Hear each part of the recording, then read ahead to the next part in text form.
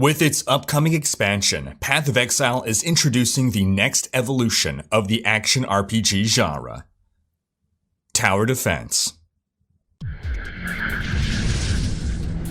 Hey folks, this is Riker with a gaming news wrap-up video where we discuss the happenings of the week. This week's topics include some of the exciting announcements to have come out during GamesCom week, the reveal of Path of Exile's next league, Blight, some more bad news for Bioware, and more.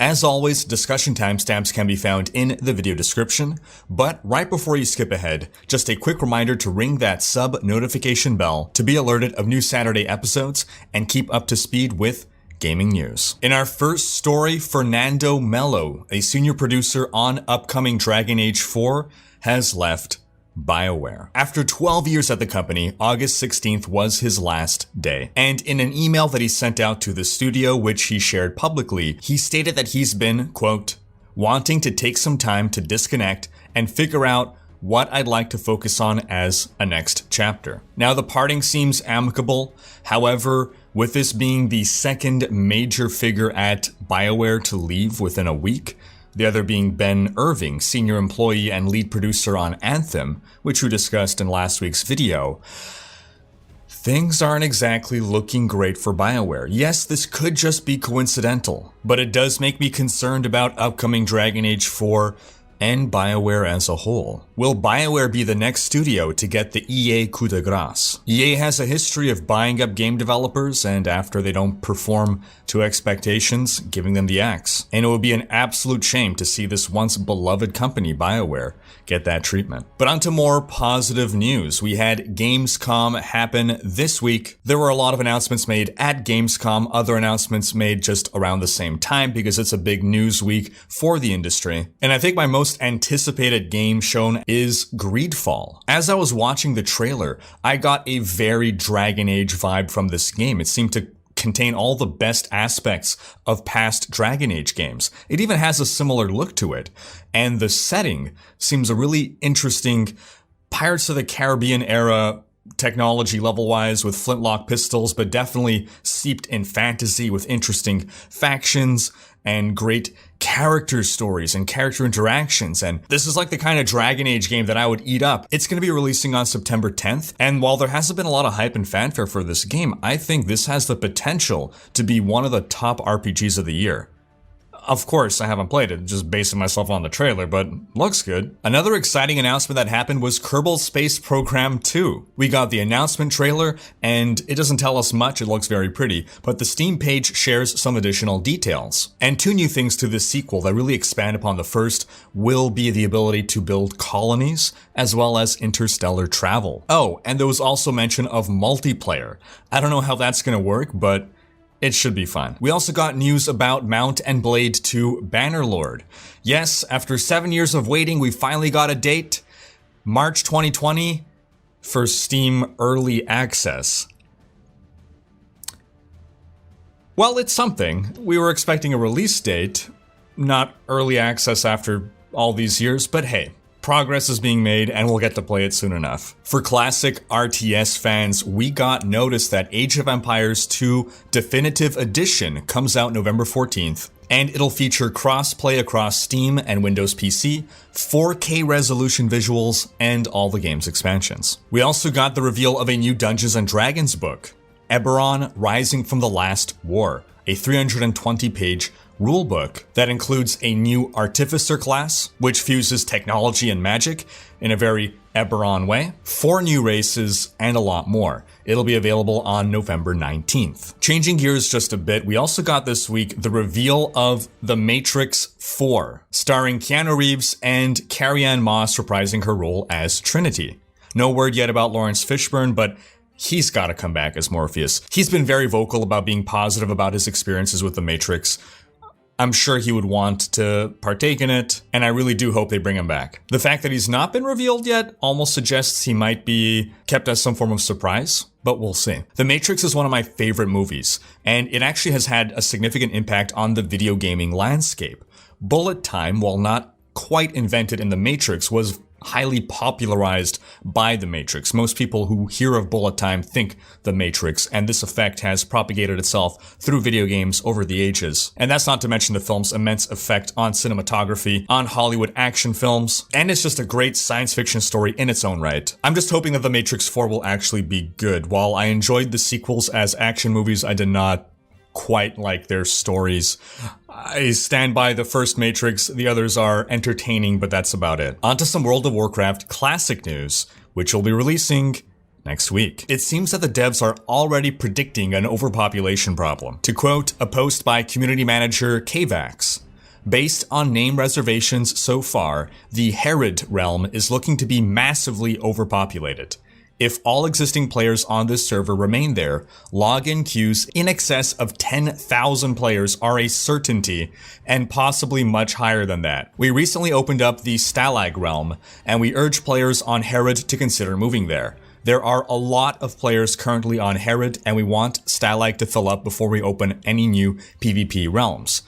This is so that player population is spread as evenly as possible before launch in order to provide the best play experience. So folks, if you are on Herod, please switch to Stalag. In other WoW Classic news, the devs in a Reddit Ask Me Anything hinted at a future of Burning Crusade and Wrath of the Lich King for Classic. They casually dropped this in a reply, quote, "We're looking into what will be required to support the Burning Crusade and Wrath of the Lich King should we decide to go that route." The guiding principle for WoW Classic was staying faithful to the original game. It's less clear what our direction should be with Burning Crusade and Wrath of the Lich King. As you point out, it is likely that some features of these expansions will not be universally embraced by the Classic community. What do you folks think? Those of you who plan to play Classic WoW, do you want the game to eventually incorporate these two expansions? On to some general industry news. This week, the CEOs of nearly 200 companies said that shareholder value is no longer their main objective. This came from a group called the Business Roundtable, which encompasses the CEOs of nearly 200 major US corporations. They have put out a statement on their new definition of the purpose of a corporation. And basically, what they list is investing in employees,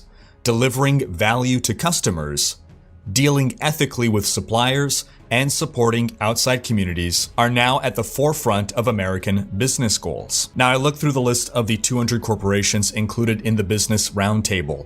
We got Amazon, we got Apple, Dell, IBM. Hopefully we'll see this mentality extend to the video game industry as well. And hopefully this is not just a thinly veiled PR stunt. On to some Path of Exile news. We've gotten the official reveal of Blight, the new league releasing on September 6th. And in short, the league mechanic is basically a tower defense minigame. Tendrils of Blight will grow on the ground, and monsters will mindlessly follow those tendrils, much like a lane in a tower defense game. And then you can build and upgrade different types of towers to defend those tendrils, and any tendril you successfully defend, you'll get a reward chest at the end of it. And apparently in the end game, there will be potentially dozens of lanes. Now, I'm personally really excited about this.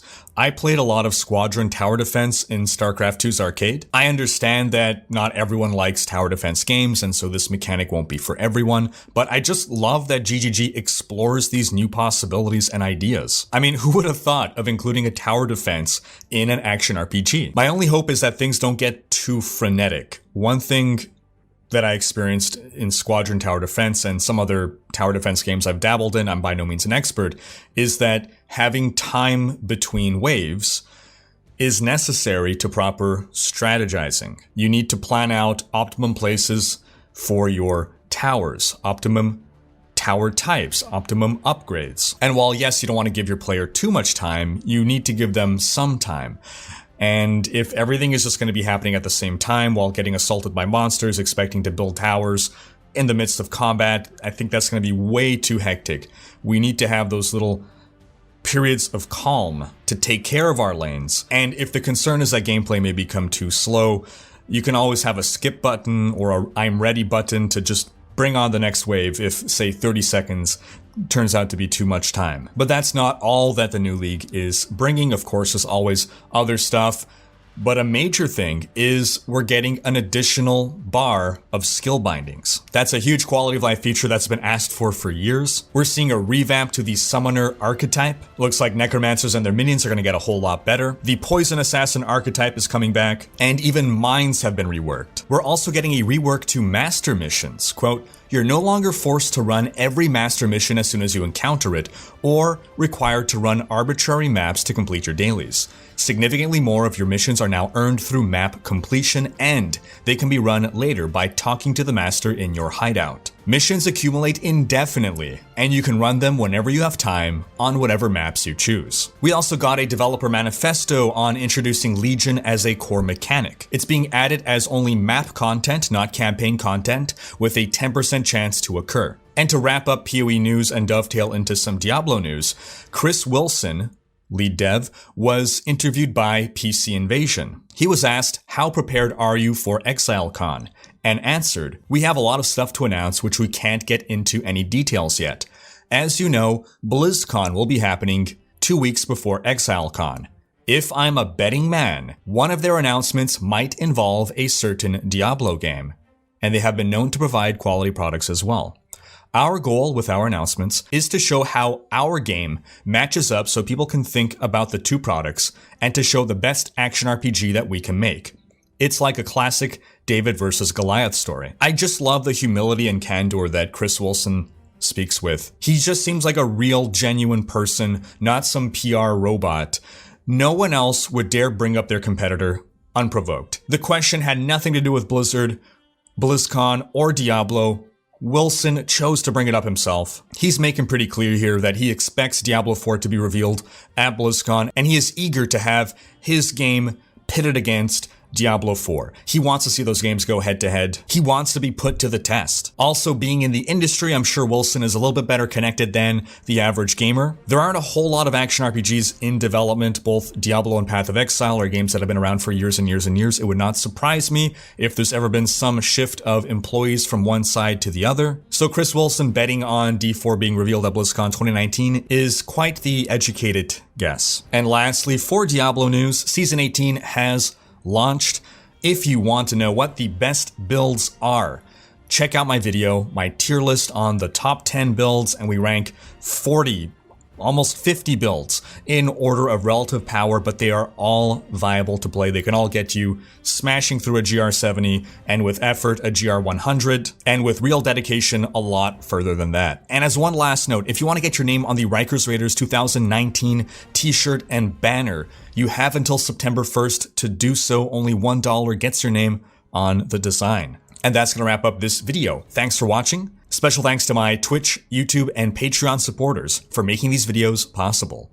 If you like what you see on this channel and want to support the creation of more content, you can consider pledging on YouTube or Patreon and unlocking behind-the-scenes content, monthly virtual hangouts, and more. If you enjoyed this video, please share it. Check out these other videos and subscribe to join Rikers Raiders for more gaming content.